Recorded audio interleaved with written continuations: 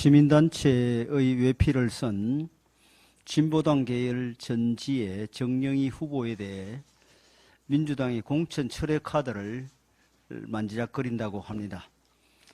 하지만 두 후보에 대한 공천 철회로 끝날 일이 아닙니다.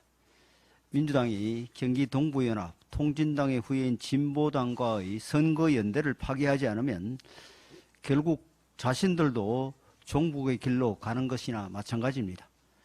종북 세력과의 선거연대 파기가 답입니다.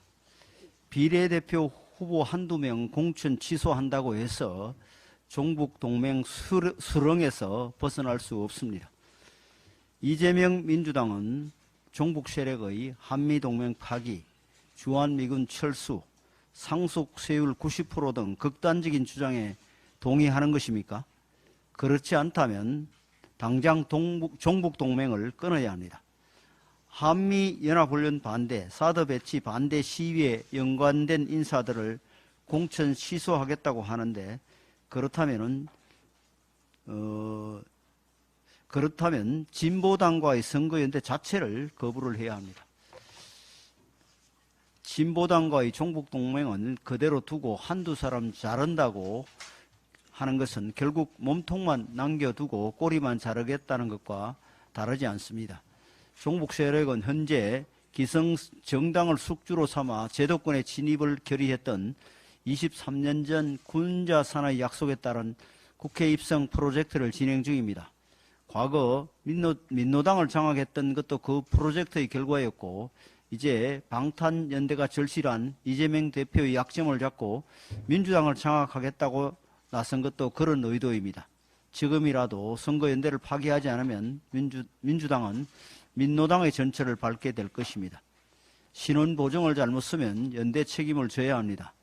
민주당이 선거연대 파기하지 않고 종북 세력의 국회 입성을 위한 숙주 역할을 한 결과 22대 국회가 그들의 방미 종북 선전선동의 장으로 활용된다면 민주당 또한 책임을 회피할 수 없을 것입니다. 민주당은 종북 세력의 국회 입성 신원보증인 노력을 당장 중단해야 할 것입니다. 그렇지 않으면 종북동맹의 숙주 역할을 한 죄로 역사의 심판을 받게 될 것이라는 것을 명심해 주시기 바랍니다. 민주당의 비명행사 공천이 박용진 의원의 경선 탈락으로 대미를 장식했습니다. 이재명 대표는 당대표 경선을 치를 때 공정하고 민주적인 당 운영을 위해 박용진 후보도 공천 걱정하지 않는 당을 만들겠다고 말씀한 바 있습니다. 이제 보니 박용진 의원도 속았고 민주당원도 속았고 국민도 속았습니다. 강경 지지 세력의 압력에 굴하지 않고 합리적인 목소리를 내온 박용진 의원이 감점을 받은 끝에 경선에 탈락한 사실은 민주당의 공천이 친명 패권 공천 그 자체임을 증명합니다. 더불어민주당과 방탄동맹을 맺은 조국혁신당의 공천 상황도 다르지 않습니다. 오로지 대통령에 대한 그릇된 복수심을 품고 정치에 나선 것으로 보이는 조국 대표는 어제 비례대표 출마를 공식화했습니다. 비례대표 후보 선정과 관련 사무를 일체 보고하지 말라고 지시했다고 밝혔으나 그런 가시적인 지시가 유효할 것이라고 믿는 국민은 아무도 없을 것입니다. 국민들은 조국 대표 외에도 수사나 재판을 받는 인물들이 모여든 조국 혁신당이 피고인 집합체가 되어가고 있는데 심각한 우려를 표하고 있습니다. 국민 앞에서 한 약속마저 쉽게 뒤집는 민주당과 범죄 연루자들로 구성된 조국 혁신당의 공천 상황은 여론과 윤리된 귀털막 공천의 진수를 보여줍니다. 정당이 국민의 올바른 충고에 길을 막으면 국민들께서 회초리를 들어 귀를 막던 손을 내리게 하는 수밖에 없습니다. 이번 총선에 강성 지지층만을 믿고 민심 위에 오만하게 군림하려는 정당이 어떤 말로를 겪는지 국민 여러분들께서 똑똑히 보여주시길 바랍니다. 어제 금융감독원이 홍콩 H주스 ELS 사태에 대한 검사 결과 및 배상 기준안을 발표했습니다. 우려한 대로 은행의 금융윤리에 심각한 문제가 있다는 것이 확인되었습니다. 불안전 판매가 일부 개별 은행뿐만 아니라 대다수 은행에서 구조적으로 발생한 것입니다. 한 은행에서는 직원이 고객 대신에 주요 서류를 모두 작성해 서명하고 판매 과정 녹취도 타 직원이 고객 역할을 대신했습니다. 또 다른 은행에서는 배우자 대신 방문한 고객이 가져온 가족관계 증명서의 발급 일자를 직원이 변조하기도 했습니다. 직원들이 이런 유법적인 판매에 나선 배경에는 인사고과를 이용한 은행의 전반적인 압력이 있었다는 사실도 확인되었습니다. 이 사태에 대해 은행이 책임을 피할 수 없는 분명한 이유입니다. 금융감독원이 발표한 배상 기준안에 대해서도 여러 이야기가 나오고 있습니다. 물론 자유시장 경제에서 투자는 개인의 책임입니다. 그러나 그 과정에서 위법 행위가 발생했다면 국가가 나서서 국민을 보호하지 않을 수 없습니다. 금융감독원의 배상 기준안은 은행의 기책 사유만이 아니라 투자자의 투자 지식 수준까지 고려해 차등적으로 설계되었습니다. 은행의 판매 의무 위반과 사후조치 여부를 종합적으로 따지고 투자자 본인에게도 투자 결정의 책임을 따지기 때문에 금융감독원이 경제 질서 안에서 해법을 찾으려 노력한 흔적이 보입니다. 이제는 은행이 성의 있게 응답해야 할 때입니다. 각 은행은 금융감독원의 배상 기준안을 수용하고 합리성의 최대 범위까지 손실을 책임지겠다는 자세로 고객들에게 배상안을 제시해야 합니다. 뿐만 아니라 고위험 상품 불안전 판매를 앞으로 어떻게 건절할 것인지 경영상의 대책도 내놓아야 합니다. 오늘날의 은행을 키운 것은 국민의 땀과 눈물이 깃든 월급 통장이었습니다. 책임지는 경영으로 국민의 신뢰를 소중히 생각하는 모습을 보여주시길 바랍니다.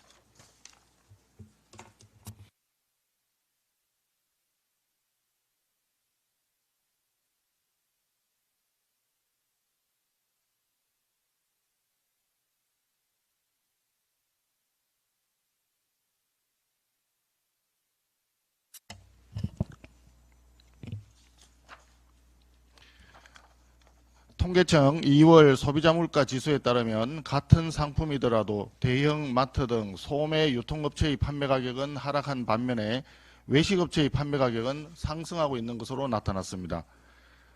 국민 외식 메뉴인 삼겹살과 소주를 보면 돼지고기 마트 가격은 0.1% 하락했는데 외식업체에서는 2.4% 상승한 것으로 나타났습니다. 소주 역시 마트에서는 1.1% 하락했지만 외식업체에서는 3.9% 상승하였습니다. 이는 외식 물가 상승의 원인이 재료비가 아니라 인건비 상승 등 다른 원인 때문이라고 하는 결과로 해석이 될 수 있습니다. 실제로 한 외식업계 관계자 언론 인터뷰를 보면 외식업계의 구인난 심화로 종업원 인건비가 계속 오르면서 경영 부담이 커지고 있다. 이렇게 답변한 내용이 있습니다. 이 같은 현상은 결국 문재인 정부 시절 자행되었던 소득 주도 성장이라는 궤변으로 우리 경제를 왜곡시킨 부작용이 지금까지도 계속되고 있다는 현상으로 보입니다. 문재인 정권과 민주당은 2017년에 6,470원이었던 최저임금을 단기간에 급격하게 증가시켜서 2022년도에는 9,160원까지 무려 41.5%까지 증가시키는 무리한 인상을 단행한 바 있습니다. 그 결과에 따라 소상공인과 자영업자의 임금 부담은 늘고 소비자의 부담은 증가하는 역효과가 아직도 나타나고 있다는 것입니다. 또한 임금 부담 증가로 인하여 무인화 점포가 늘어나고 있어 장기적으로 보면 일자리 감소 우려마저도 있는 상황입니다. 민주당 정권이 자행한 최저임금 인상 등 소득 주도 성장의 결과는 잘못된 정책이 수년에 걸쳐서 지속적으로 국민을 어렵게 하고 민생의 고통을 가중시킬 수 있다는 것을 보여주는 단적인 사례라 할 것입니다. 그럼에도 불구하고 더불어민주당은 지금도 소상공인 총선 공약이라면서 대출 확대, 폐업 지원금 확대와 같은 현금 살포성 공약만 내세우고 있는 상황입니다. 이 같은 포퓰리즘 공약을 내세우기보다는 무리한 최저임금 인상으로 소상공인을 어렵게 했던 점부터 국민 앞에 사과하고 잘못을 인정하는 것이 올바른 도리라 할 것입니다. 우리 국민의힘 공약개발본부에서는 경제 왜곡만 가중시키는 포퓰리즘성 공약이 아니라 소상공인 자영업자분들에게 실질적인 도움이 되는 정책들을 지금까지 국민들에게 배달해 왔다는 점을 다시 한번 말씀드립니다.